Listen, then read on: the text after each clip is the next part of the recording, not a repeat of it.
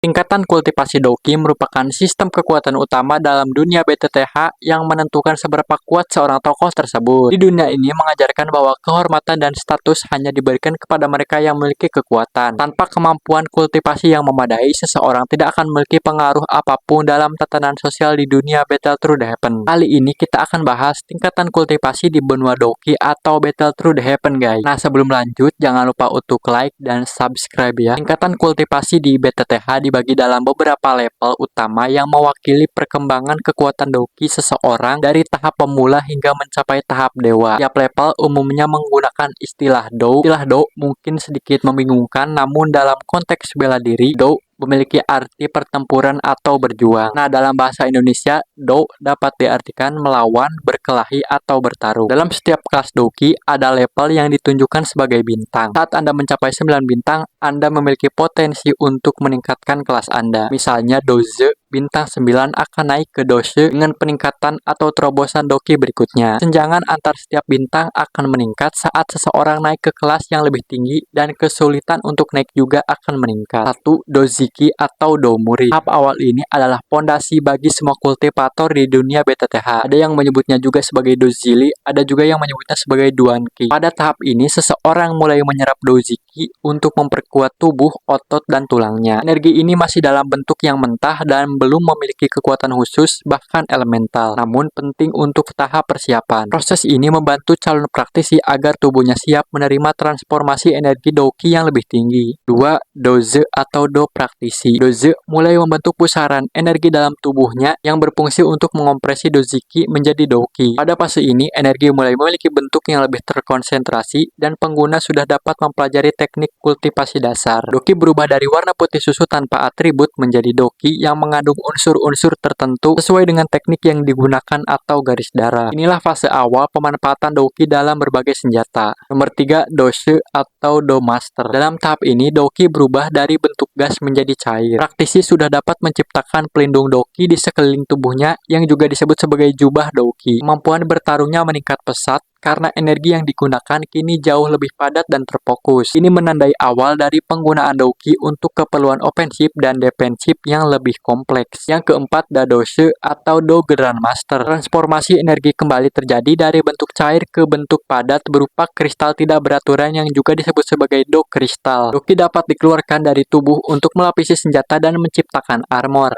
Pada tahap ini, kekuatan serangan meningkat signifikan karena energi padat memberikan efek menghancurkan yang lebih besar dari sebelumnya. Pengguna juga sudah mulai diakui sebagai petarung sejati dalam dunia kultivasi. Yang kelima adalah Dowling atau Douro. Do kristal berubah menjadi bentuk menyerupai landak laut dengan 9 duri yang akan menghilang seiring peningkatan bintang. Energi Doki bisa dikondensasi menjadi bentuk nyata seperti senjata atau armor. Ini juga merupakan tahap pertama di mana pengguna dapat melakukan penerbangan jarak pendek menggunakan energi. Tingkat ini memperkenalkan kemampuan pertahanan dan serangan luar biasa dengan senjata Doki khusus. Yang keenam, Dowang atau Do Raja. Pada level ini, pengguna dapat meresonansikan Dokinya dengan energi alam yang memiliki atribut yang sama. Mereka mulai mampu menyerap energi eksternal untuk digunakan dalam pertempuran. Pencapaian sayap Doki menandai transisi menjadi Dowang sejati, memungkinkan mereka untuk melayang dan terbang. Mereka juga mampu membentuk penghalang energi dengan memanipulasi kekuatan alam sekitar. Yang ketujuh, Do Huang atau Do Kaisar. Do Huang memiliki penguasaan penuh atas energi atribut alam dan mampu tinggal di dalam kekosongan sesaat tanpa dukungan eksternal. Kekuatan serangan yang dimiliki juga sangat destruktif karena jumlah Doki yang melimpah. Mereka dapat menghancurkan musuh dalam satu serangan, menjadikan posisi mereka sangat ditakuti oleh kultivator di bawahnya. Yang ke-8, Douzong atau Do Leluhur. Douzong mampu berjalan di udara seolah melangkah di tanah datar dan mulai menguasai kekuatan ruang. Pada tahap ini sudah masuk jajaran puncak benua Doki. Bahkan di daratan tengah sudah bisa menjadi kepala klan kecil atau tetua di klan besar. Memanipulasi kekuatan spasial mulai terlihat, termasuk kemampuan untuk memutarbalikkan ruang. Struktur tubuhnya juga mulai berubah, memperlihatkan kristalisasi Doki di bagian meridian dan tulang. Mereka menjadi makhluk yang mampu mengubah lingkungan sekitar hanya dengan pergerakan energi di dalam tubuh. tubuh. Yang ke-9 Doujun atau Dou yang mulia. Tingkat ini sangat tinggi, bahkan di klan kuno pun sudah bisa menjadi tetua. Bahkan dalam piramida kekuatan di benua Doki sudah termasuk puncak yang sedikit yang bisa mencapainya. Selain kekayaan, dibutuhkan juga bakat kultivasi yang sangat tinggi. Bagi orang biasa, mereka hanya bisa menatapnya dari bawah. Doki menjadi sangat padat dan nyaris tak terbatas yang dapat dipadatkan menjadi kristal utuh yang kokoh. Mereka mampu menciptakan dan mengendalikan ruang dengan bebas, bahkan mampu membuat penjara ruang atau celah untuk berpindah lokasi. Regenerasi Doki berlangsung terus-menerus dari alam dan selama jiwanya utuh, ia memiliki potensi untuk hidup kembali. Pada level ini, perbedaan setiap bintang sangat besar, bahkan membentuk tingkatan samar di setiap bintangnya. 9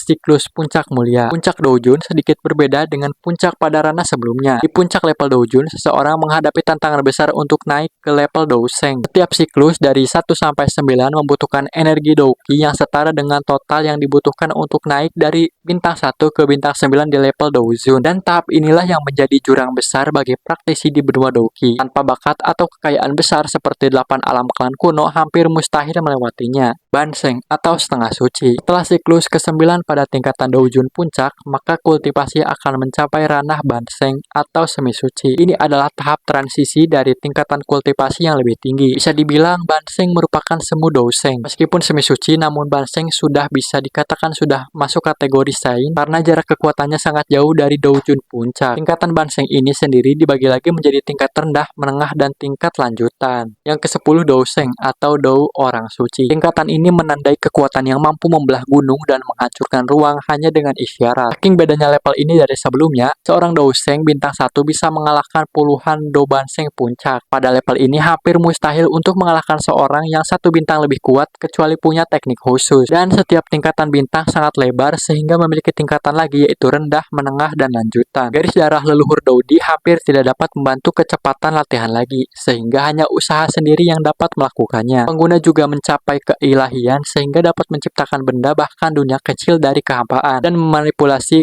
alam semesta sebagai alat bertempur. Dengan kekuatan relokasi spasial, mereka mampu menciptakan area pertempuran sendiri. Pada 9 bintang, darah mereka mulai bermutasi dan menunjukkan potensi luar biasa dari garis keturunannya. Half Step Doudi atau Doudi setengah langkah. Level ini dicapai ketika seseorang berada di puncak Douseng dan jiwanya sudah memasuki tingkat D. Mereka telah menjalani transformasi maksimal terhadap Doukinya, tetapi belum cukup untuk melampaui keterbatasan zaman karena kekurangan Origin Ki. Tokoh-tokoh legendaris seperti Hun Tiandi dan Guyuan atau Xiao Xuan berada pada tingkatan ini dan dijuluki sebagai Half Step Doudi. Yang ke-11 Doudi atau Dou Dewa. Doudi merupakan tingkatan tertinggi dalam tingkatan kultivasi di benua Battle Through the Heaven. Doki mereka telah mengalami perubahan kualitas dengan menyatu bersama Origin Ki, sementara jiwa mereka menjadi jiwa Di. Hampir tidak mungkin ada lebih dari 1 Doudi di waktu berdekatan. Ini karena untuk mencapai level ini dibutuhkan keberuntungan yang sangat luar biasa tinggi. Satu pikiran saja dapat menghancurkan dunia dan keberadaan mereka dapat mengubah takdir seluruh klan. Kekuatan Doudi memungkinkan penciptaan tubuh Doudi yang sangat besar dan mereka mampu memanipulasi garis keturunannya agar tetap kuat selama beberapa generasi. Nah, gimana guys menurut kalian? Jangan lupa untuk like, komen, dan subscribe video ini. Bye!